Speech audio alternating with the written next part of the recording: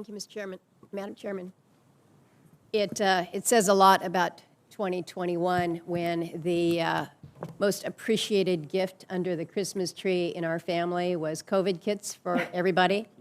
I'm still getting thank yous for those.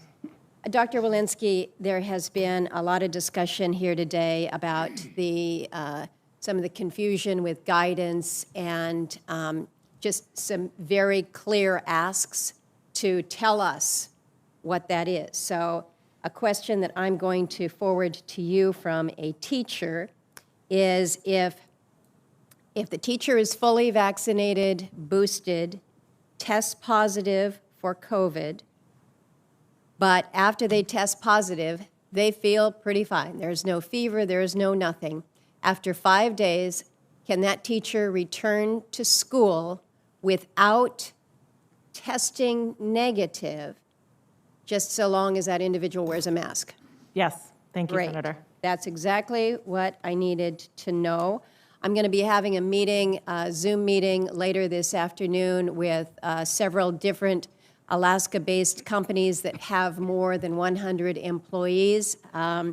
They're quite concerned about the mandate that requires testing of unvaccinated employees. We all know that this is under litigation now, and things may change on that. But right now, their real concern is if this goes into place and we are required to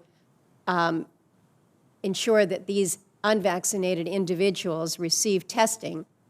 Right now, testing all around the state is in limited supply. The front page of the Anchorage Daily News shows the line of cars that are waiting to get their PCR test. You can't find the at-home tests available in the stores now.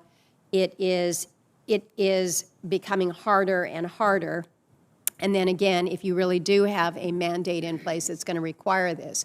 So I know that the question has been asked about what more is being done. I know we've heard the extraordinary federal resources that have gone that way, but the facts on the ground remain that we are in an extraordinarily short supply of testing, whether it's the at-home kits or whether it's the ability to get the testing that you need. It's cold back home right now, and my hearts go out to those workers who are working in the outdoor drive-in, where they have to go out when it's 20 below, as it is in Fairbanks. That's more of a statement rather than a question there, but I think it is important for folks to realize that we are still in a very difficult place when it comes to accessibility. Dr. Walensky, this is a question for you, and you and I have had many conversations last year about the specific impact of conditional sale orders as it relates to the cruise industry. That industry was effectively shut down for all of 2020, and we were able to salvage a bit of it as things relaxed last year. But in fairness, the industry itself has undertaken extraordinary precautions as one industry to make sure that people are protected from this virus. So the question to you is, I want to make sure that Alaskan communities and businesses can have a season this coming year. And right now, people are making their decisions as to whether or not to book a trip to Alaska for the summer or not. I understand the conditional sale order is set to expire in a few days in recognition that the companies have practices that adhere to or even exceed the guidance in the order. So I guess I'd like some assurance from you that they can count on that this is clear guidance and messaging to those within the industries and to those who are counting on being able to have a season this coming summer. Yeah, thank you, Senator. And I think the conditional sales order and the fact that the industry has stepped up and is now interested in doing and exceeding, as you know, the compliance with the sale order without the order even necessarily needing to be in place is a real testimony to how well that has worked and how we've worked collaboratively with the industry.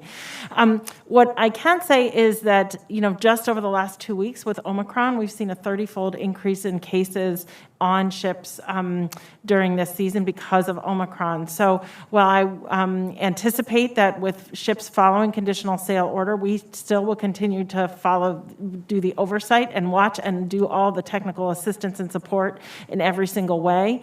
We anticipate that this order will not be renewed and that the cruise ship industries will continue to understand that this is a really safe practice for those industries. What I can't predict is what the summer will bring. Understand that, but for right now, you expect this guidance to stay in place. That's my anticipation. Thank you. Thank you, Madam Chairman. Thank you. Senator Hickenlooper.